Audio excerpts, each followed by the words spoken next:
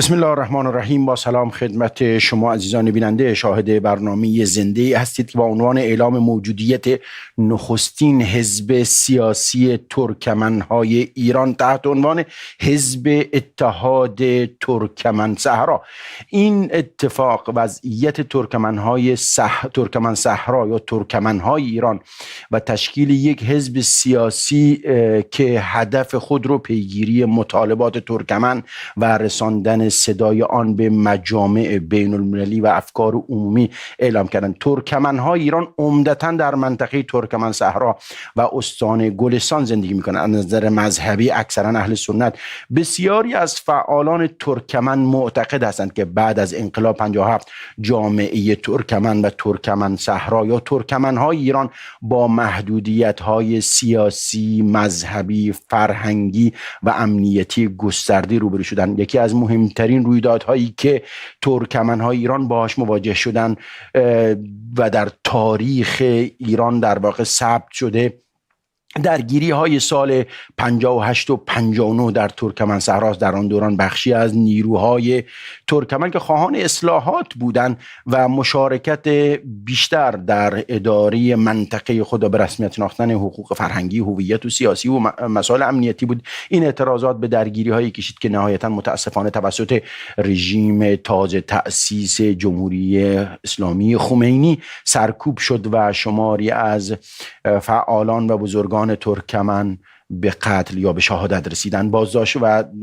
دستگیری تعداد زیادی از فعالان ترکمن سبب شد که بسیاری از فعالان ترکمن به سرتاسر دنیا هجرت کنند و پژوهش‌های تاریخی و منابع مختلف در واقع این دوره را نقطه عطفی در روابط میان حکومت و ترکمن به شمار میاره. در دهه‌های بعد فعالان ترکمن سعی کردند که بتونند صدای تبعیض قومی، مذهبی، فرهنگی رو در واقع بالا بیارن و محدودیت‌هایی که در آموزش زبان مادری، کمبود امکانات برای گسترش آموزش زبان مادری در ترکمن، ضعف نمایندگی سیاسی در سطوح تصمیم گیری و همچنین محرومیت‌های اقتصادی در مناطق ترکمن.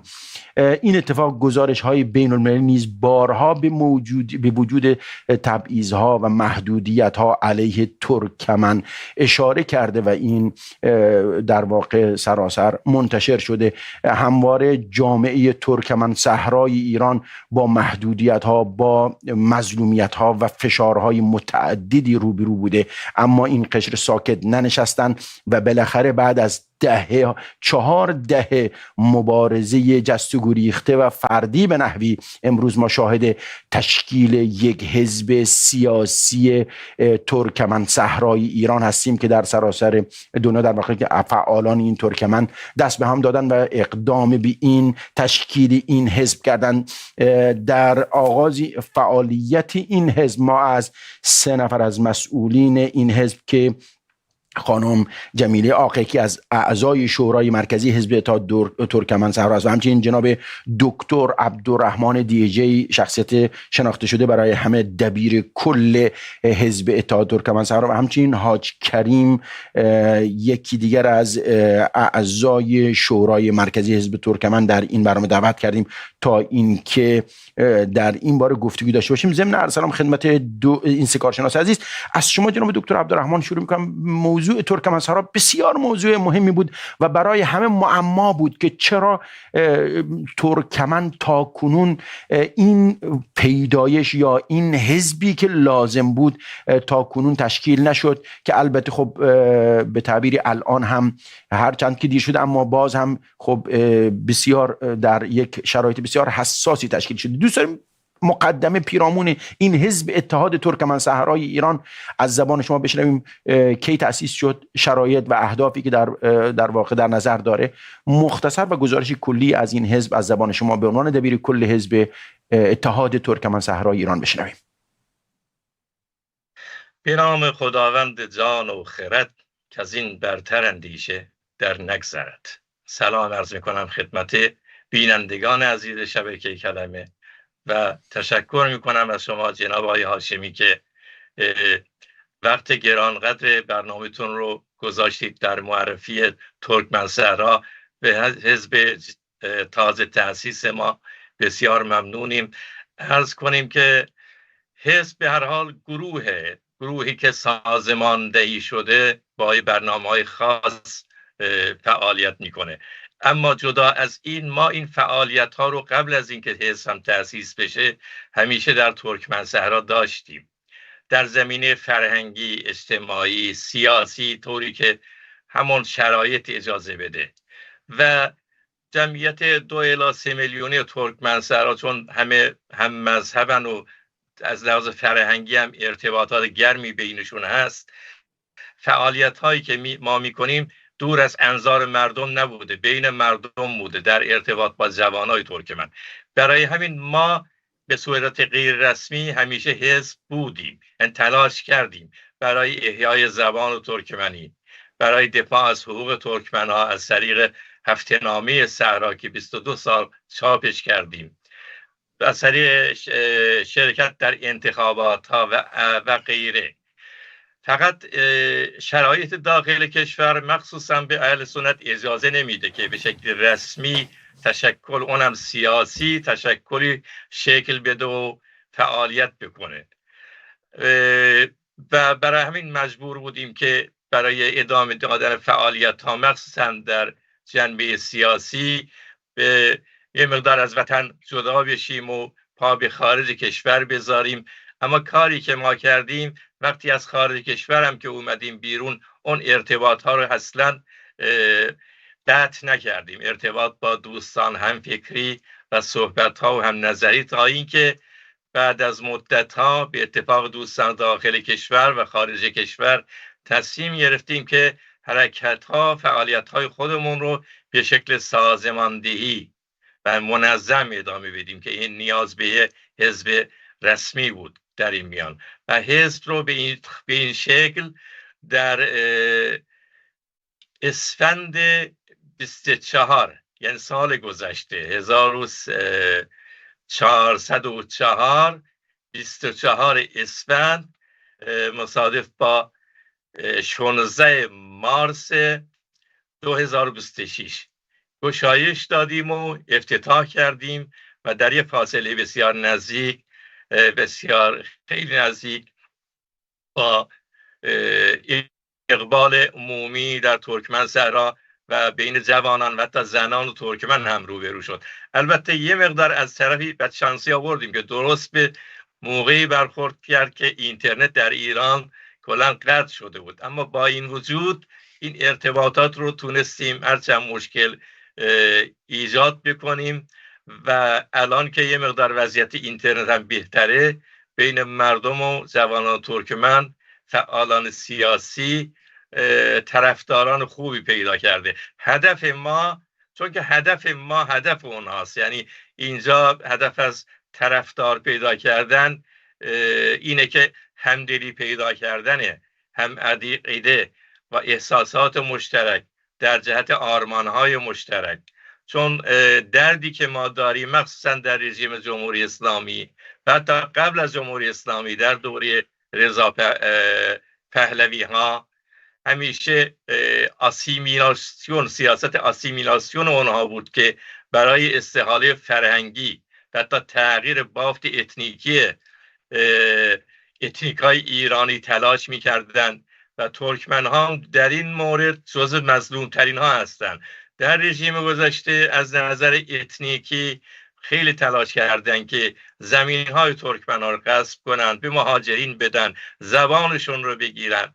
وقتی انقلاب شد نور امیدی ایجاد شده بود و جوانای ترکمن حرکت جدیدی آغاز کردن به این امید که دموکراسی در کشور برقرار بشه. اما از بد زمان، از اقبال بد ما، این بار ظلم دوم هم روش اضافه شد، ظلم مذهبی، هم اتنیکی هم مذهبی. و ما به این نتیجه رسیدیم که ما اگه ترکمن ها اگه با هم دست در دست هم حرکت نکنیم، اگه همیشه بخوایم اون زندگی منزوی خودمون رو ادامه بدیم و دور از حرکت‌های ملی کشور یا سراسری دنیا بخوایم فقط در درون خودمون دردهامون رو با هم تقسیم بکنیم، کار به جایی نمیرسه. حتی صدای ما به بیرون شنیده نمیشه. حزبی لازم بود، تشکل و نظمی لازم بود که دوش به دوش هم، پا به پای هم، با هم حرکت بکنیم، با هم صداهایمون به فریاد تبدیل بشه و با این ایده حزب رو برقرار کردیم که بتونیم حرفهامون رو به سایر هموطنان ایرانی، به سایر اتنیک ها و کلاً به تمام آزادی خواهان ایرانی برسونیم و واقعا هم نکات مشترک بسیاری با اونها داریم. ما درد مشترک داریم با کردها، با ترکای آذربایجان، با بلوچها، با عربها. همه ما از محو سیاست محو زبان مادریمون رنج میبریم. همه ما از تبعیض‌های مذهبی، از تبعیض‌های اتنیکی رنج میبریم.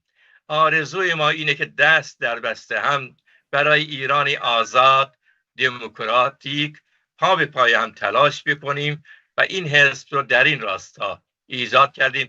توکل به خدا، با امید به آینده روشن، در آینده داریم حرکتمون رو میکنیم.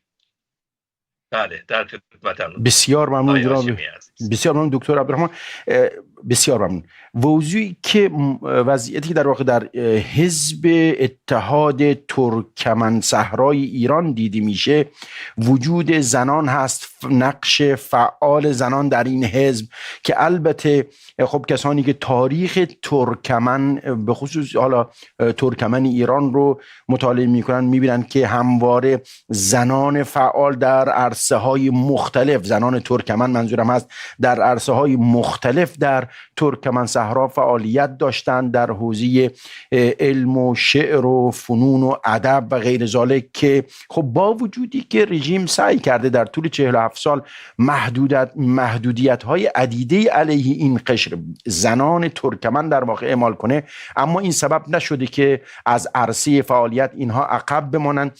در این باره دوست دارم خب یکی از اعضای حزب اتحاد ترکمن صحرای ایران خانم جمیله آق، اگر ضمن ارسلام در این باره اگر توضیحاتی بفرمایید، وضعیت زنان به خصوص در این 47 سال گذشته، آیا واقعا محدودیت های رژیم سبب شده که زنان از فعالیت در عرصه های مختلف کوتاه بیان، عقب نشینی کنن و نتونن در حوزه های مختلف فعالیت کنن؟ در یک کلام بیشتر دوست داریم وضعیت جایگاه زنان در ترکمن صحرا رو از زبان شما بشنویم و شخصیات مطرح که فکر میکنم حزب اتحاد ترکمن صحرای ایران هم یکی از برنامه‌هاش اینه شناسایی و ارتباط با نوابغ و فعالان زنان ترکمن در سراسر دنیا. بفرمایید ضمن ارسلام مجدد در این باره دیدگاه شما رو میشنویم.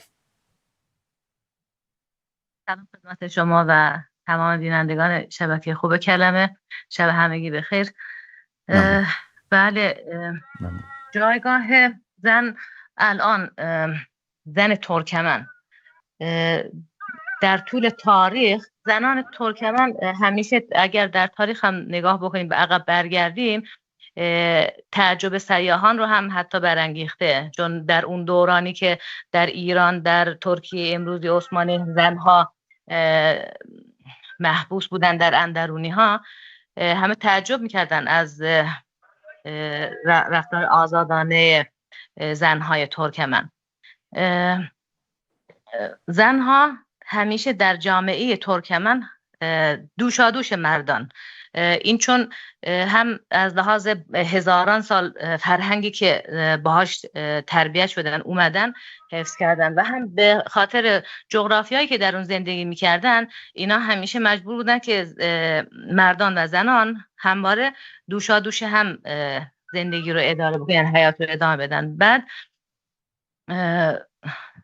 این جایگاه زن از ادوار گذشته تاریخ تا الان همچنان در بین ترکمن ها ادامه پیدا کرده و زنها هم از لحاظ حفظ میراث فرهنگی، حفظ صنایع دستی، نمیدونم ادبیات و همچنین اقتصاد، همیشه حرف اول رو زدن، یعنی وظیفه اصلی بر دوش زنهای ترکمن بوده. و چون فرهنگ و ادبیات ترکمن بیشتر ادبیات شفاهی، یعنی از سینه به سینه نقل هست. از این رو بانوان ترکمن در حفظ فرهنگ ترکمن نقش، یعنی اساسی ترین نقش رو اونها دارن. با توجه به محدودیت هایی که همچنین که استاد اشاره کردن در این دوره که شما به ویژه اشاره کردین در دوره بعد از انقلاب، محدودیت ها بوده، یعنی چجوری بگم، ولی یعنی اما آیا این محدودیت ها با عرض پوزش، آیا این محدودیت ها، خیلی عذر میخوام مطلب شما جمیل خانم خانم، این محدودیت ها سبب شده که ما شاهد افول زنان فعال ترکمن باشیم، چه در داخل و چه در خارج؟ آیا الان میشه گفت که ما در حوزه های مختلف شاهد فعالیت و مشارکت گسترده زنان ترکمن هستیم، چه در داخل ایران چه در خارج ایران؟ درسته، همین رو میخواستم برسم، کلمه پیدا نکردم. با توجه به محدودیت هایی که بوده، ولی باز هم زنها همچنان فعالانه تو هر رشته، تو هر موضوعی بودن، چه در موضوع تحصیلات، انواع تحصیلات. ما در بین ترکمن ها زنان تحصیل کرده با درجات بسیار بالا داریم که هم در حرفه خودشون، هم در به صورت اکادمیک یا در هر حرفه‌ای که هستن بسیار بسیار موفق هستن و در جریان سازی و در جریانات اجتماعی و کلاً حالا سیاسی که با توجه به شرایطی که ترکمن‌های ایران دارن، از لحاظ جمعیتی ما بسیار در اقلیت هستیم اینا، از لحاظ امنیتی، با وجود اینکه از لحاظ امنیتی خیلی در فشار هستیم، ولی خب همیشه بانوان بودن، هیچ وقت خودشونو کنار نکشیدن.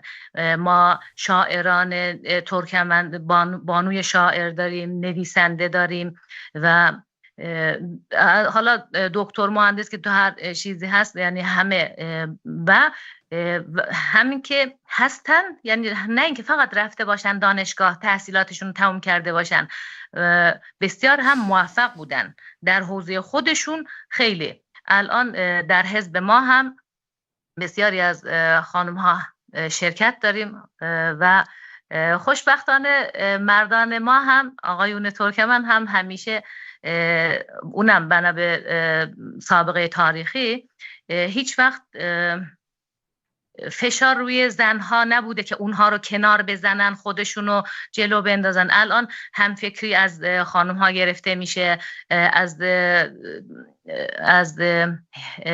استعدادهای اونها، از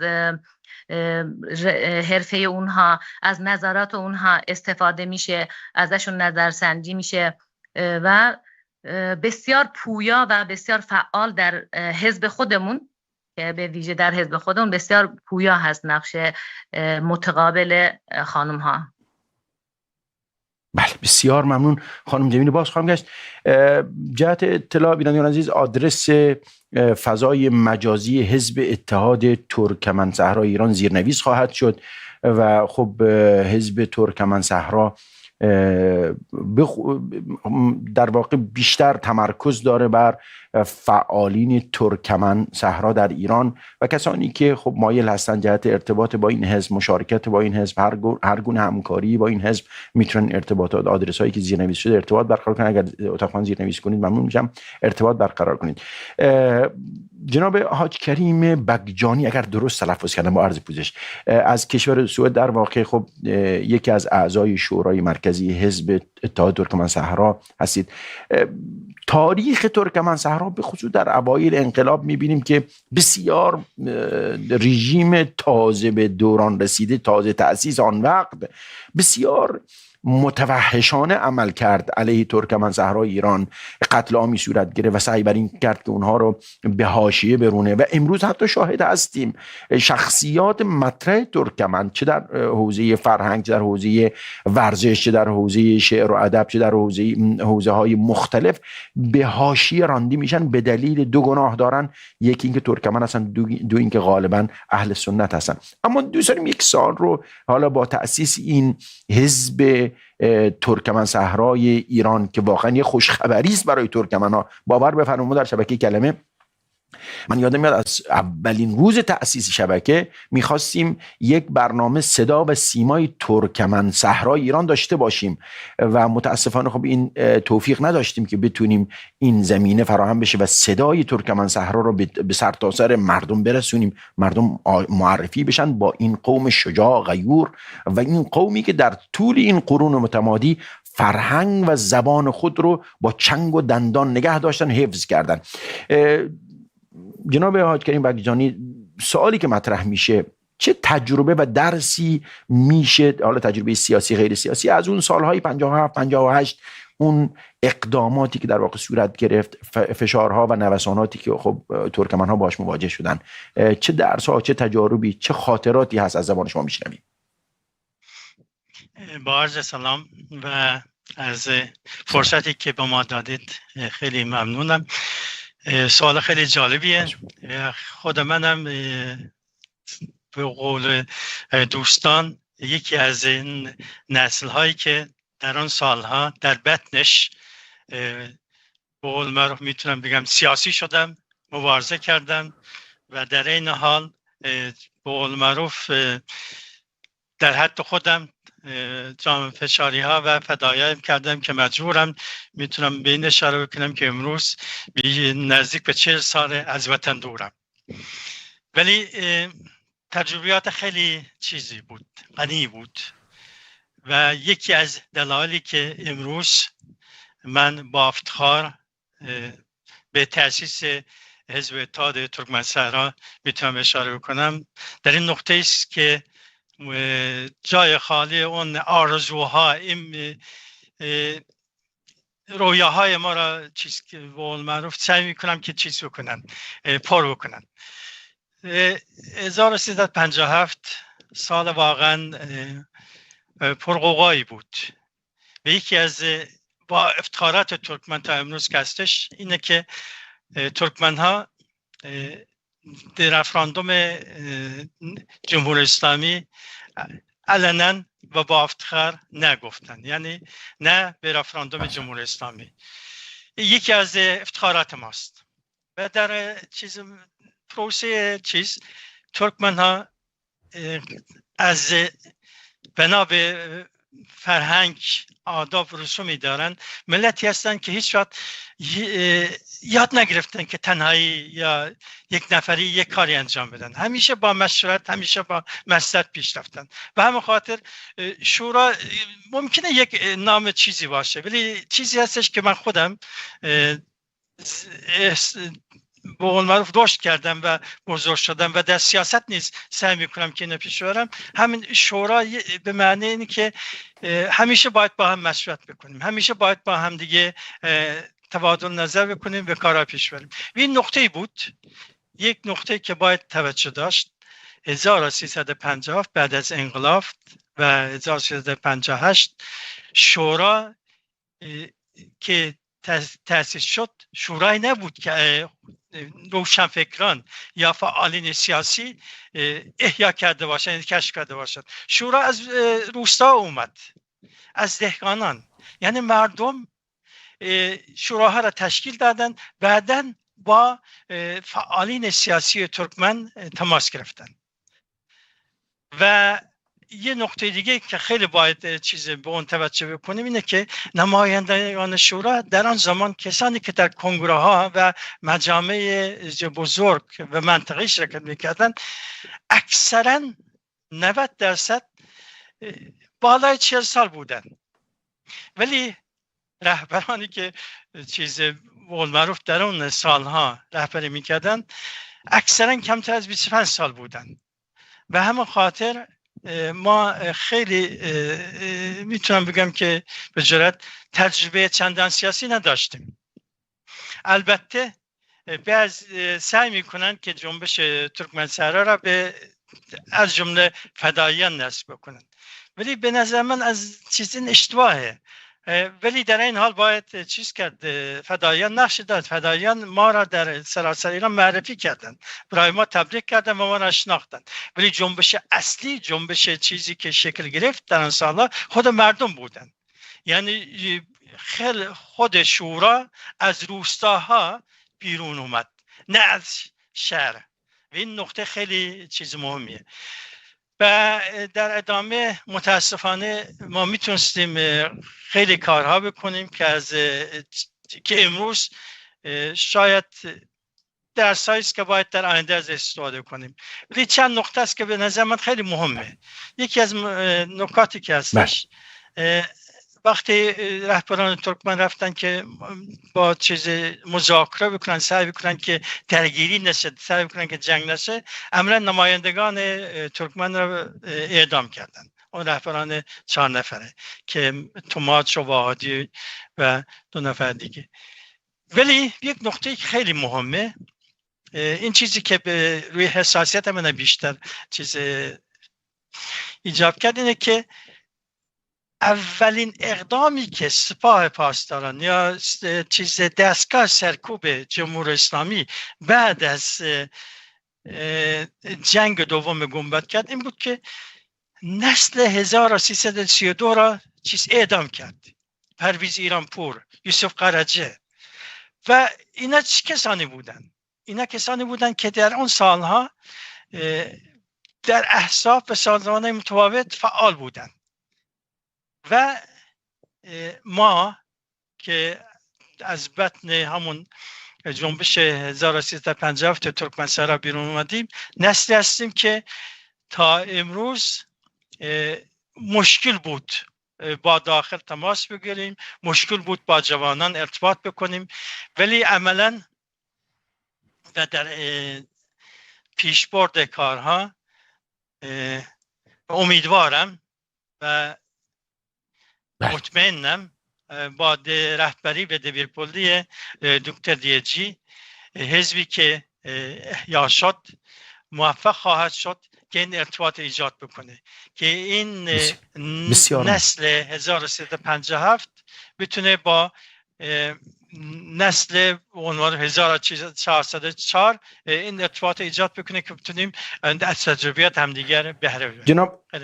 جناب حاج کریم بگجانی، اگر درست تلفظ کرده باشم، خیلی عذر میخوام، ببخشید، امیدوارم که صحیح تلفظ کرده باشم، این خاطراتی که از شما واقعا نیاز هست، متاسفانه تاریخ تلخی که ترکمن صحرای ایران و ترکمنهای ایران از بعد به انقلاب باش دست و پنجه نرم کردن، قتل و ترور و اعدام و به حاشیه رانده شدن مبارزین ترکمن که مشخص هدفمند این اقدام صورت گرفته، مستلزم اینه که برنامه‌های مفصل‌تری گذاشته بشه و من انشاءالله این قول رو از شما میگیرم دکتر عبدالرحمن، شما و خانم جمیله، که در یک برنامه مفصل دیگری ما بپردازیم به تاریخ ترکمن صحرای ایران، تاریخ مبارزات این ترکمن، چون واقعا رفراندوم یا اون قانون اساسی خمینی خیلی ها متوجه نشدن و رأی مثبت دادن و این یک کارت طلایی است، یک برگ در واقع زرینی است که ترکمن صحرای ایران در پرونده داره که از همون روز اول متوجه این قانون اساسی شدن. جناب دکتر عبدالرحمن، من قبل از اینکه سوالم رو طرح کنم تا اگر تصویر رو نمایش بدید، ما لوگوی حزب اتحاد ترکمن صحرای رو نمایش بدیم که بسیار لوگوی وزین و شیکی هم هست و نشان از در واقع عناصر متعددی در این لوگو وجود داره. توضیح مختصری از این لوگو و من به هر صورت خب سوالهای بسیار زیادی دارم.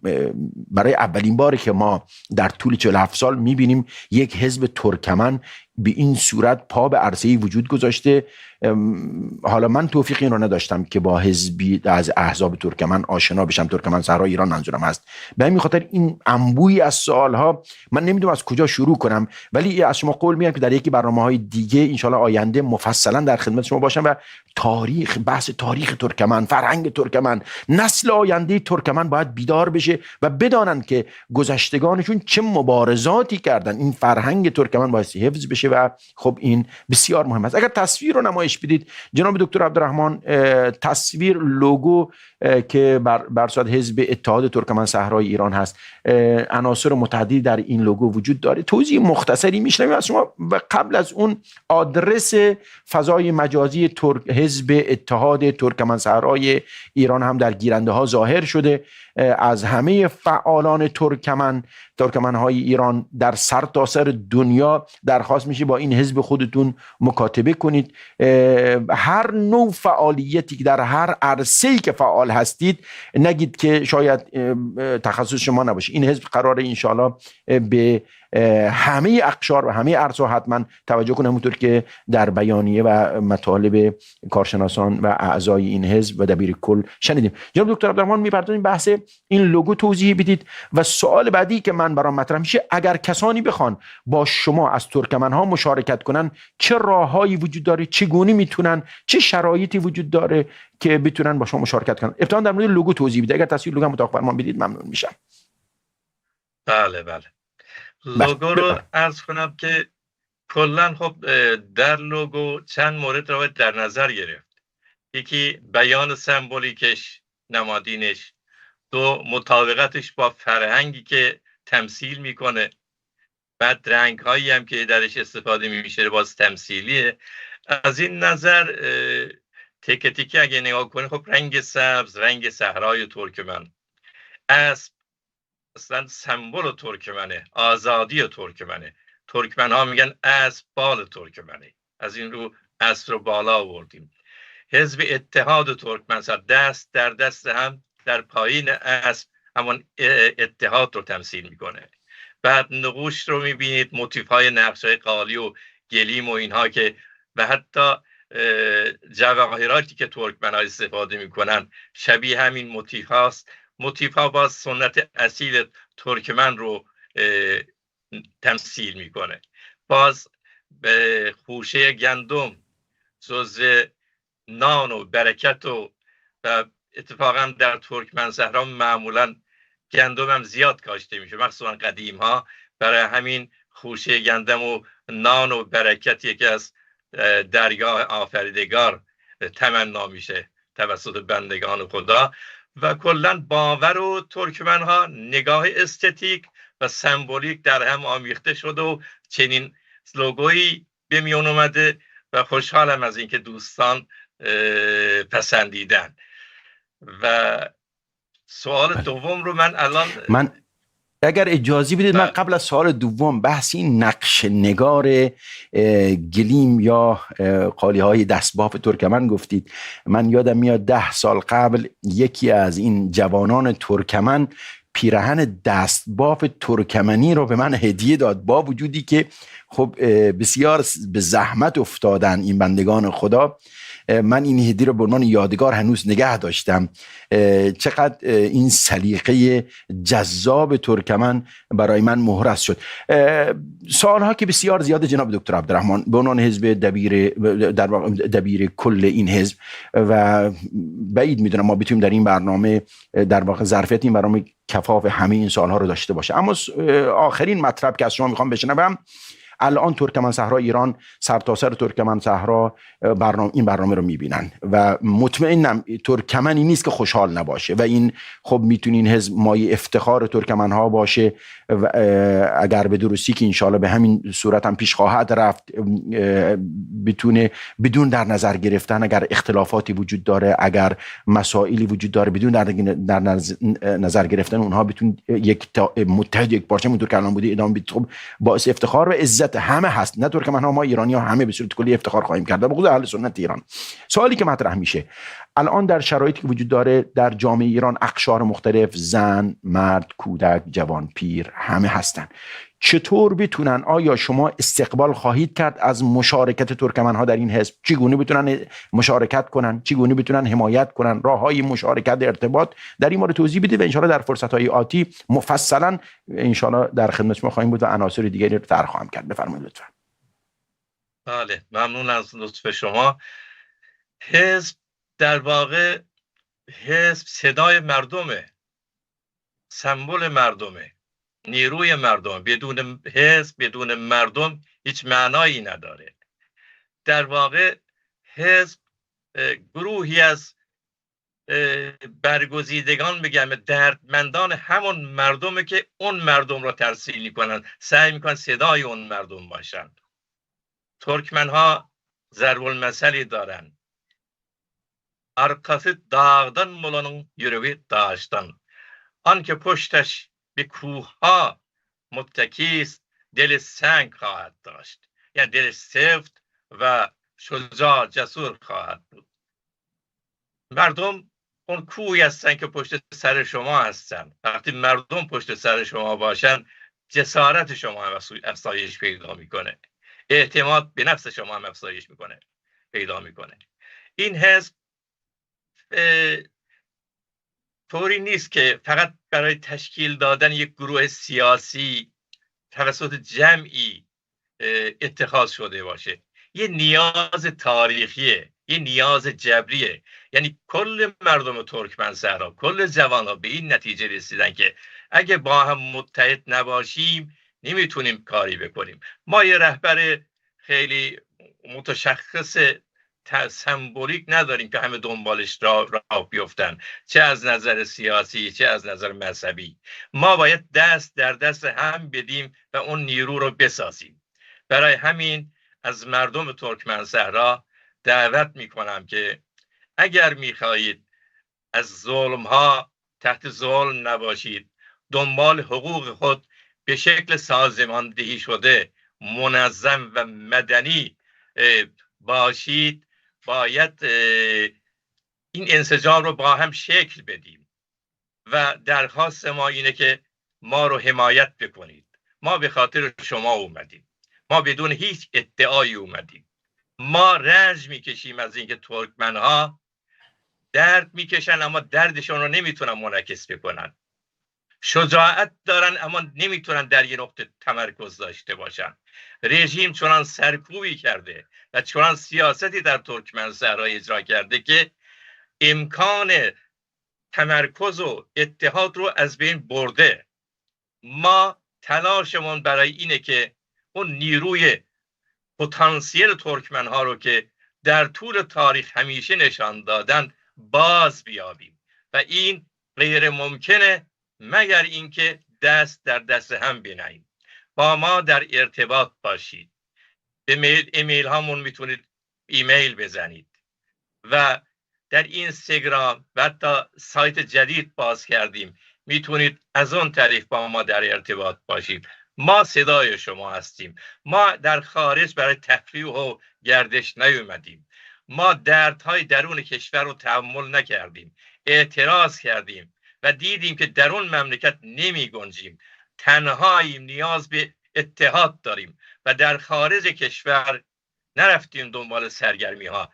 درد ما، اندیشه ما همیشه مردم ما بود و آرزوی ما اینه که در این دنیای فانی، در این عمر محدود، حداقل قبل از مرگمان برای مردممان کاری انجام بدهیم، گامی برداریم. با این ایده آرمان پا گذاشته ایم و دست در دست هم با حمایت شما مطمئنم که اون شکوه ترکمن رو دوباره باز برمیگردونیم. البته دست در دست اتنیک های دیگر ایرانی، کل ملیت های ایرانی، چون تمام ایران زیر ستم ظلمه از این رژیمی که بر این مردم مسلط شده، که چه کسانی که چهان نکشیدند. برای همین باید اولا انسجام و وحدت درونی بین ترکمنها رو حفظ بکنیم. دوما باید با اتنیک های دیگه، فارس و غیر فارس و عرب و کرد و بلوچ، پیوند رو شکل بدیم و برای ایرانی آزاد و البته آرزوی ما ایران فدرال دموکراتیک آزاد هست با هم گام برداریم. بله. و نیاز به همکاری ترکمن‌های عزیز داریم. ممنونم. بسیار ممنون. در شرایطی که من فکر کنم وقتی بررسی میکنیم امید کوکبی بود در زندان بود، نمیدونم وضعیتشون چی شد. خب به دلیل یکی از گناهانش همین ترکمن بودن بود. حتی فکر کنم سردار آزمون الان جام جهانی است دیگه، ایشون از لیست تیم ملی به نظرم حذف شدن و فکر کنم یکی از گناهانشون ترکمن بودن. شبیه به اینها لیست بلند بالایی وجود داره که به دلیل ترکمن بودن و سنی بودن از مشارکت در خب عرصه‌های ملی حذف شدن. خیلی عذر میخوام جناب دکتر عبدالرحمن، ان شاءالله در فرصت آتی مفصلا دوست داریم دیدگاه شما رو بشنویم. جناب خانم جمیل، خیلی مختصر، بحث زنان خب همواره مطرح بوده و ترکمن ها هم فرهنگ ترکمنی، چه در حالا بحث پوشش باشه، چه در بحث زبان مادری باشه، چه در عرصه‌های مختلف نگه داشتن و بسیار قشر فعال مبارزی بودن که هویت ترکمن را حفظ کردن، فرهنگ ترکمن را حفظ کردن. اما در شورا خب خیلی جای خوشحالی است که ما میبینیم زن در این حزب، در واقع حزب اتحاد ترکمن وجود داره. خیلی مختصر، برای اینکه من بخش دوم برای مصاحبه دیگری هم با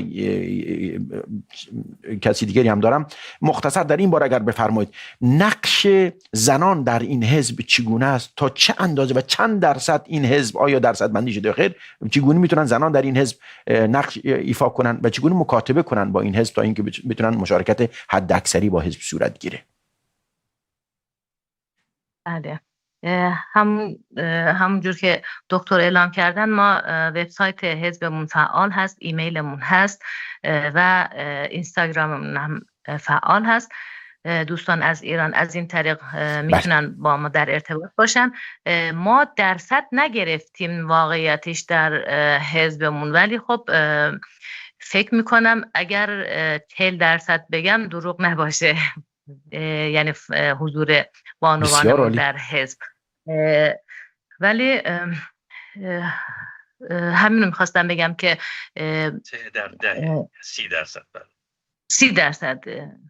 من چون نشمردم یعنی درصد نگرفتیم به این دیتای، اما به هر درصد بالایی است این قشر، درصد بالایی است و بسیار عالی. دقیقاً درصد بالایی هست. و اینم بگم چون در ابتدا ما خودمون هم وقتی آشنا شدیم بلافاصله با اشتیاق خودمون، یعنی در ابتدا شروع 30% یا 20% به نظر من خیلی خوب هست. انشالله چون نت هامون در ایران قطع بود، با ایران ارتباط نداشتیم، برای ترکمن های خارج از ایران با همشون در ارتباط هستیم، ولی با ایران نمیتونستیم. و الان خدا رو شکر نت ها باز شده و میتونم با ما در ارتباط باشن.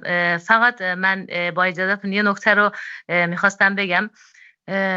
ما یک دولت سکولار، دموکراتیک و فدرال دنبال این هستیم و به نظر بسیاری از سیاستمدارها دولت فدرال، یعنی نظام فدرالیسم، دموکراسی رو، حقوق برابری رو بیشتر تمثیل میکنه. و فقط اینو میخواستم اشاره بکنم که روش و شیوه زندگی ترکمن ها از اعصار، از هزاره های قبل دقیقاً بر همین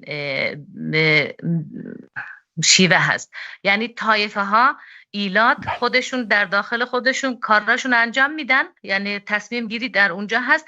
در تحت یک جامعه وسیع ترکمن هم با هم در یک جامعه ترکمن زندگی میکنن، ولی در طوایف خودشون هستن، ولی باز یه خانی هست، خاناتی یه همچین شکلی بوده. و ما ترکمن ها با فدرالیسم اصلا غریبه نیستیم و اینو دوست دارم دوستانمون از ایران بیشتر به وبسایتمون، به توضیحات اساتیدمون در شبکه هامون نگاه بکنن.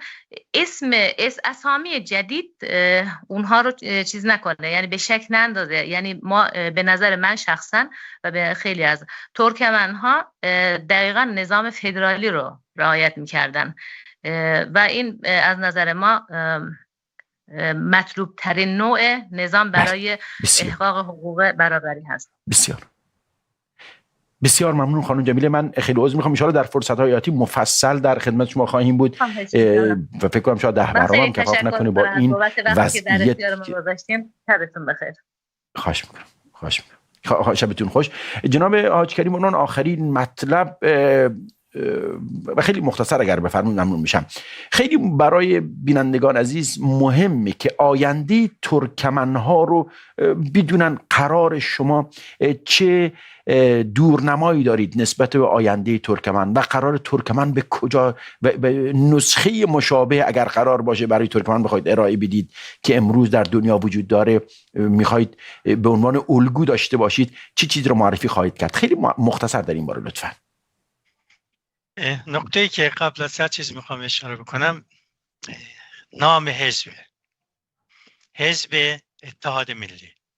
یعنی حزب اتحاد ملی دنبال مبارزه طبقاتی نیست. ما سعی میکنیم که نماینده تمام اقشار جامعه ترکمن باشیم. یعنی اینکه ما امیدواریم و روی این هم سعی خواهیم کرد و برنامه ما روی این اصل میره که تا امکان داره سرمایه داران ملی، بورژوازی ملی ترکمن ها را حمایت بکنیم. ما بر پایه اصل همون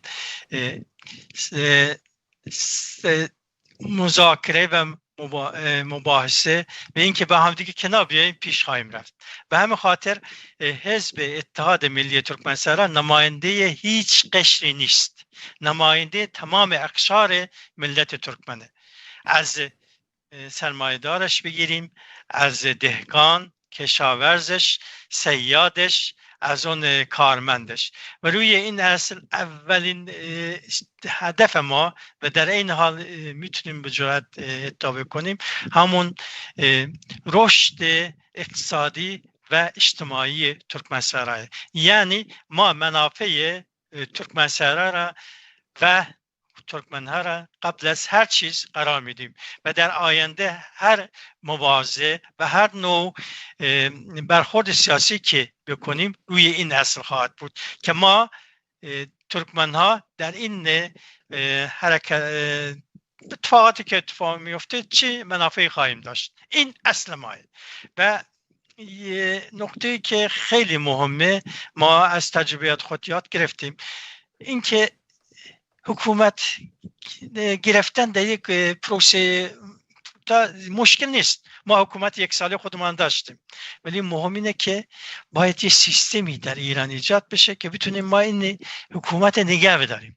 بر همین مبنا اعتقاد ما روی فدرالیسمی که بر مبنای اتنیکی و جغرافیایی باشه و در این حال اصلش بر احترام به حقوق فرد کشور ایران باشه. روی این اصل ما تلاش میکنیم. خیلی ممنون.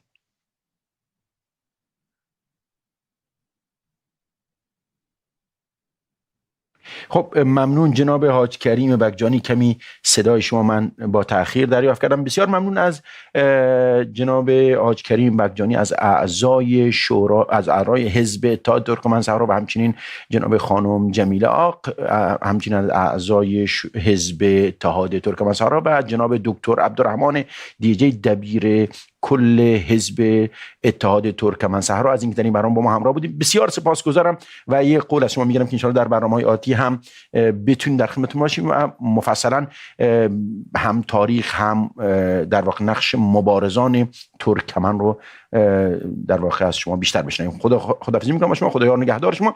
بخش دوم برنامه که حدود 7 دقیقه وقت داریم در مورد حکم اعدامی است که برای آقایان هادی نیکبخت، فضل الله نیکبخت و محمد نیکبخت، 3 برادری که در زندان جمهوری اسلامی محبوس هستند و برای 2 تن از آنها حکم اعدام صادر شده است. نیکی نیکبخت که جمهوری اسلامی 3 برادرش را به نامهای هادی، فضل الله و محمد رو به زندان انداخته، برای 2 تن از آنها حکم اعدام صادر کرده. روز پنجشنبه 14 خرداد با انتشار یک ویدیو از همه مردم و نهادهای حقوق بشر برای نجات جان برادرانش کمک خواست. او در این ویدیو خانم نیکی نیکبخت که توسط نهاد حقوق بشری هیوا منتشر شده اعلام کرد جمهوری اسلامی 2 تن از برادرانش به نامهای هادی نیکبخت و فضل الله نیکبخت را به افساد فی الارض متهم و برای آنها حکم اعدام صادر کرده است.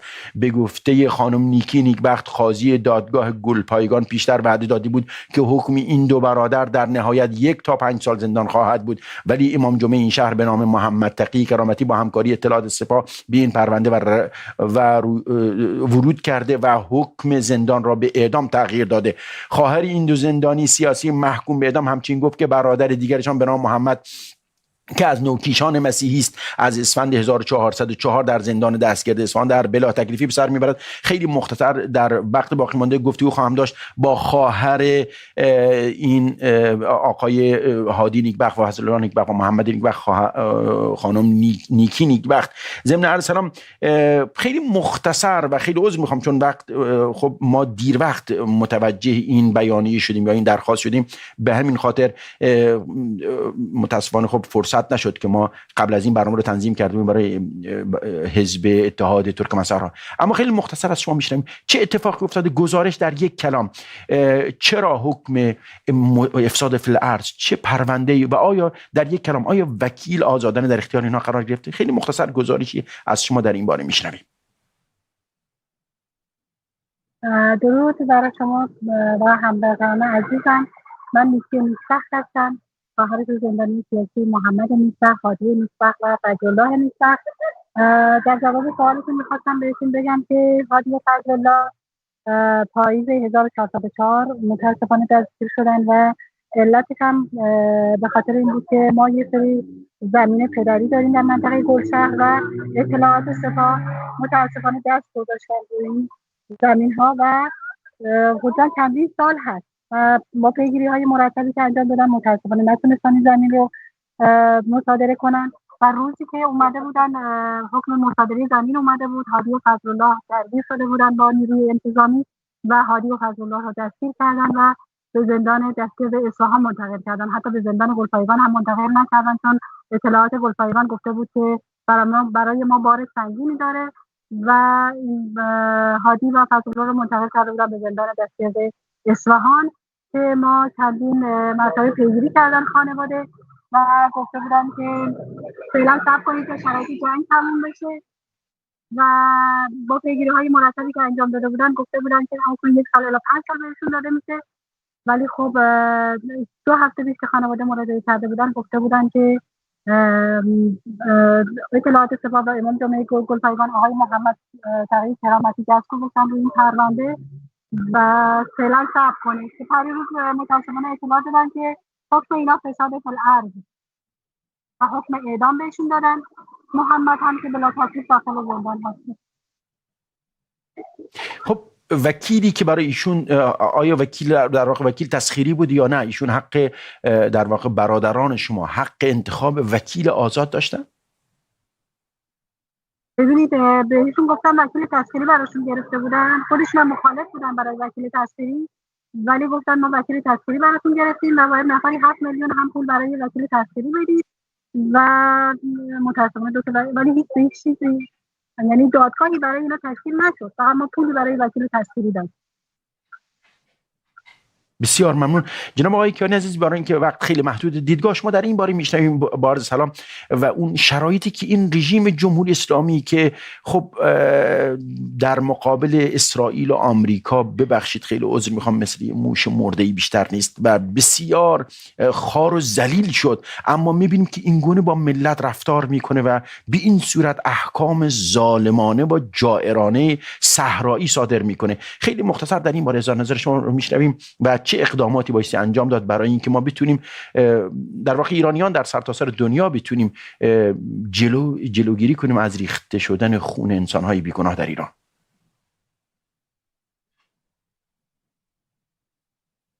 میکروفون رو بستید جناب آقای کیانی، لطفاً میکروفون رو باز بفرمایید.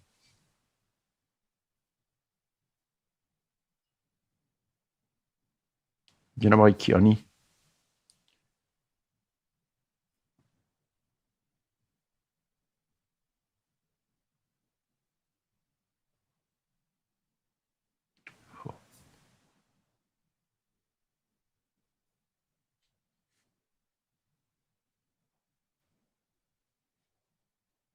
خب اگر این مشکل رو رفع کنید ممنون میشم. واقعا وضعیت داخل کشور کاملا به هم ریخته در شرایطی که خب خشم و نارضایتی عمومی سرتاسر کشور، سراسر کشور را فرا گرفته.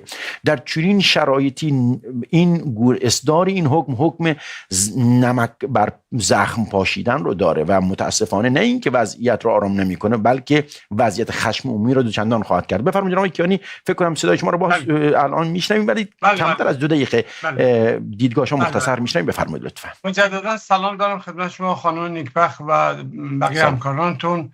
خب طبیعتا رژیم به خاطر بحران‌های داخلی، بحران‌های سیاسی که از دیرباز داشته، هر موقع که این مسئله جنبش‌های اعتراضی، مطالبات مردم، مطالبات اقتصادی، جنبش‌های مدنی، حقوق سیاسیشون، حقوق فرهنگیشون در واقع بالا میاد، رژیم طبعا سرکوب میکنه و امروز رژیم در یک شرایطی نظامی و امنیتی قرار گرفته و دستش باز شده برای کشتار وسیع زندانیان سیاسی و طبیعتا در فضای جنگی هم بیشتر اخبار در واقع زندانیان سیاسی، حکم اعدام، حکم ناپدید شدگان، توقیف اموال و خیلی از مسائل دیگه که نقض در واقع مصادیق نقض حقوق بشر که از طرف سازمان‌ها و نهادهای بین‌المللی محکوم شده بارها و بارها. امروز رژیم متاسفانه در یک شرایطی ما قرار گرفتیم که رژیم در جنگ و تحت لوای جنگ به دامنه سرکوبا در واقع افسوده و این تنها راه ما اینه که از نهادهای حقوق بشر، سازمان‌های بین‌المللی و بالاخص رسانه‌های مردمی که من رسانه شما، تلویزیون کلمه که در ایران به صورت سراسری پخش میشه از طریق ماهواره‌ها و همچنین سایر در واقع رسانه‌های فارسی زبان بتونیم در واقع دادخواست این زندانیان سیاسی و درد و رنج خانواده‌هاشون داشته باشیم.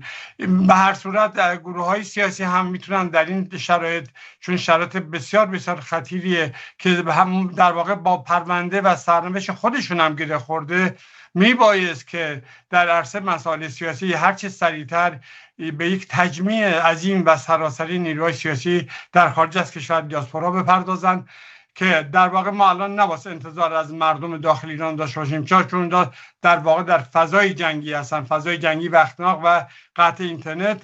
اما ما در خارج از کشور با حضور 8 میلیون ایرانی دیاسپورا که هستیم میبایست از هر ظرفیتی که داریم در راستای حمایت و دادخواست زندانیان سیاسی استفاده کنیم. چه بسا رسانه‌ای مثل شما خوشحال میشیم که مجددا برنامه در این خصوص بذارن که خانم نیکبخت و سایر خانواده‌ها بتونن در این مسائل شرکت کنن. حتما انشالله. من خیلی عذر میخوام چون من دیر وقت حقیقتا قبل از برنامه‌ای که من این برنامه مصاحبه با حزب ترکمن 1 هفته قبل آماده کرده بودیم و خب شرایطی فرصتی ایجاد نشد که بتونیم برنامه رو در واقع کل برنامهش بپردازیم، اما این هفته آینده مفصلا به این جریان خواهیم پرداخت.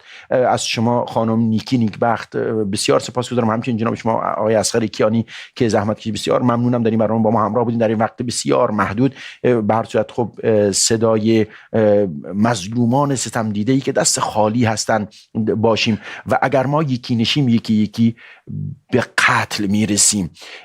با شما خداحافظی می‌کنم. ان شاءالله هفته آینده مفصلا به این موضوع خواهیم پرداخت. مثل همیشه در یوتیوب شخصی بنده بعد لحظات دیگر همونطور که بارکد مشاهده می‌فرمایید تا لحظات دیگر در یوتیوب شخصی بنده پرسش و پاسخ خواهد بود و به صورت زنده در خدمت شما خواهیم بود ان شاءالله. بدون اینکه در شبکه جهانی کلمه وقت محدود 1 ساعت است و ما بیشتر از این نمیتونیم در واقع به این مسائل بپردازیم. شما میتونید با بارکدی که در گیرنده‌هاتون ظاهر می‌فرمایید مشاهده می‌فرمایید دور موبایلتون در حالت دوربین قرار بدید و اسکن کنید و وارد یوتیوب شخصی بنده بشید. بسیار ممنونم. خدایا نگهدار شما تا پنجشنبه آینده ساعت 10 شب به وقت تهران. موفق و سربلند باشید.